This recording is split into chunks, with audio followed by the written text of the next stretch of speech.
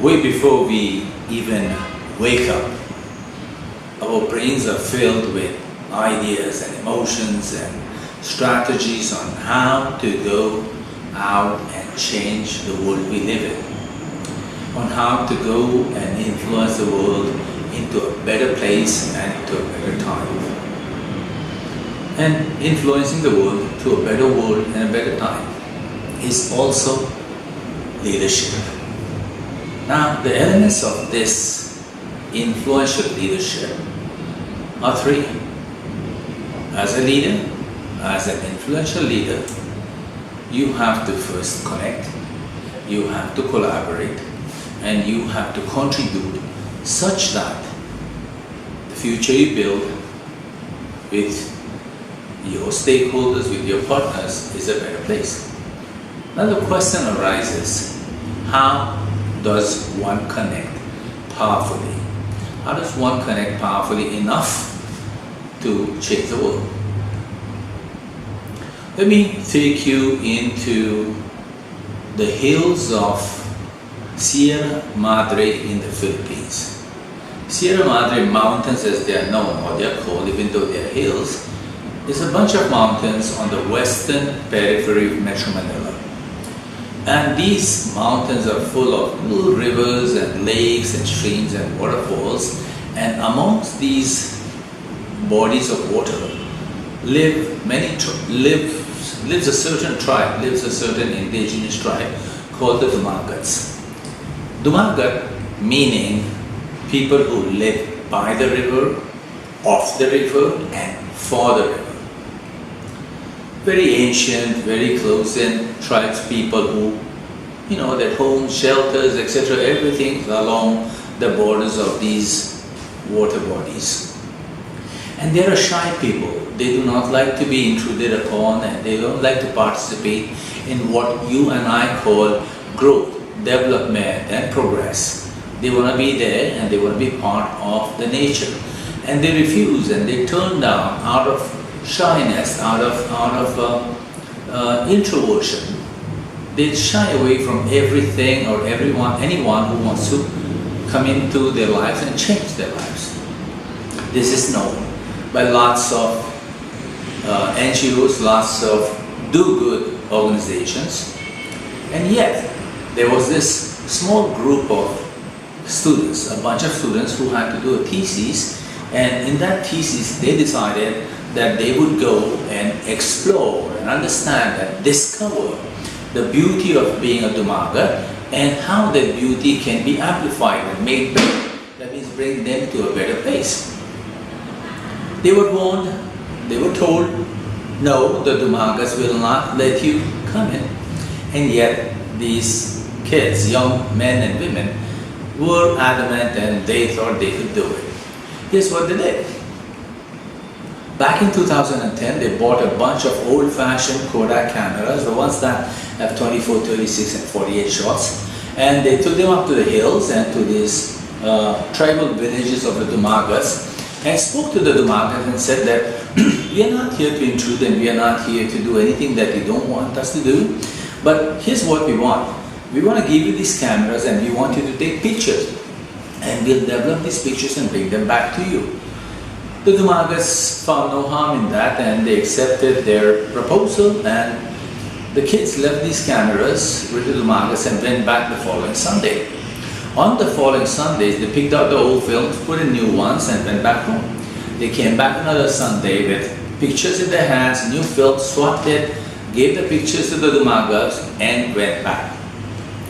They did this over a few weeks, and after a few weeks, every time these kids came to the village, the Dumagats welcomed them with open arms, sat them down, fed them food, and began to talk about the pictures they had taken, about the stories in those pictures, about the interactions, about their ancient wisdom, about their heritage, about how they loved the ecosystem and how they loved the bodies of waters. At the end of a few months, this bunch of TC students, these maverick kids as I like to call them, had not just data, but they had a bounty of wisdom that came from these ancient indigenous tribes. And they wrote a thesis with the consent of the Dumagas, and they offered the thesis which their school, the Ateneo de Manila, granted a first place thesis in the year 2010. A year later, the same thesis was awarded as the second best thesis in all of Asia. It was called The Voice and Visibility. And parts of the thesis and the learnings from those theses have been used by several NGOs and bodies from there up. So the core learning here is that if you want to connect with people, if you want to change, inspire and influence them, certainly you need to meet them at where they are. You need to meet them in their humanity, in their spirits, in what they believe to be true and what they hold most dear, their values, their heritage, their legacy, their way of life. You need to meet them there first. And when you do that with people, when you come to them and you become one with them, then people give you their trust. They don't give it to you in cups and glasses, they give it to you in shiploads. That's what happens, and that is how really every single leader, you and I, needs to connect with our people. Now you will ask me, Raju, that's fine about connection. How does one contribute?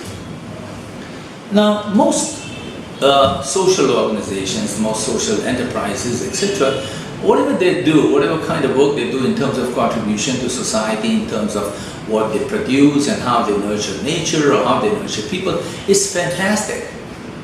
Yeah, all contribution is not just about tangible things. And I want to cite an example today about an incident that I was witness to, that I had an inside ear to. A company in the Philippines called Alaska had been recently taken over by one of the biggest global corporations of milk called Friesland Campina. And the management was changing, and there was, all those things that happens with new mergers, and new management was coming in. Most of the new management that was coming in into the Philippines were Dutch people. They were good people, and of course there was a usual stress of adapting to new cultures and new people. One day, in the early stages of this merger, a batch of milk production, a batch of condensed milk cans went sour, or something was wrong with the output, and the whole batch was regarded below par. The batch was worth $3 million. So the general manager, who was an expatriate, a Dutchman, he called in his R&D head, he called in his production head, and he also called in his quality assurance head.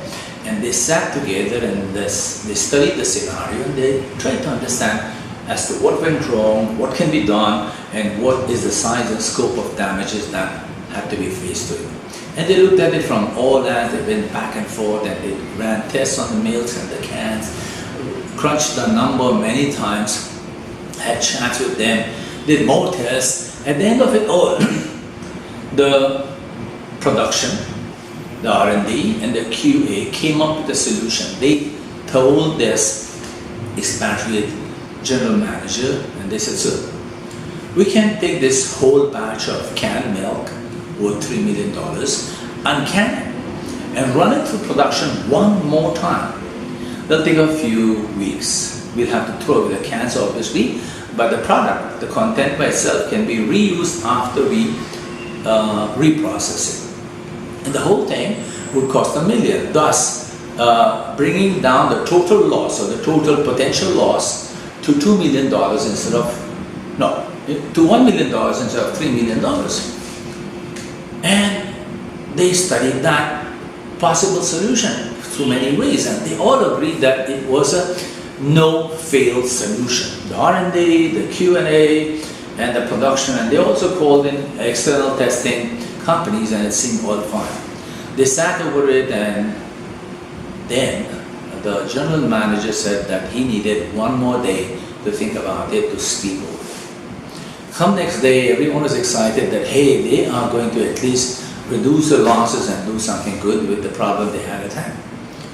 In the meeting room, the general manager announces that he had chosen not to reprocess, not to open up the cans, but to trash and dump all the $3 million worth of goods.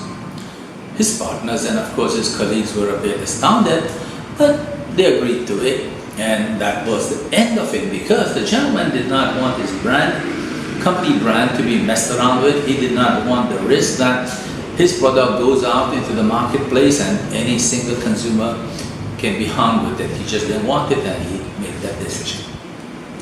The three walked away with the burden of having created a $3 million loss for the companies. They walked away with a dark cloud around them, and time went by. 3 months down the line, one day had a meeting again, and they all told this expatriate gentleman, friend of mine, and they said, sir, we are so glad, we are so happy that you took that decision, that you bit the bullet and you kind of took the problem upon your shoulders. I'm sure, they said, we are sure that you probably had to face a lot of trouble with people you report to, and the fact that you had to bear the $3 million loss. But they said, you have changed our life. You have made us better human beings. You have not just made us better human beings, you have made us better leaders.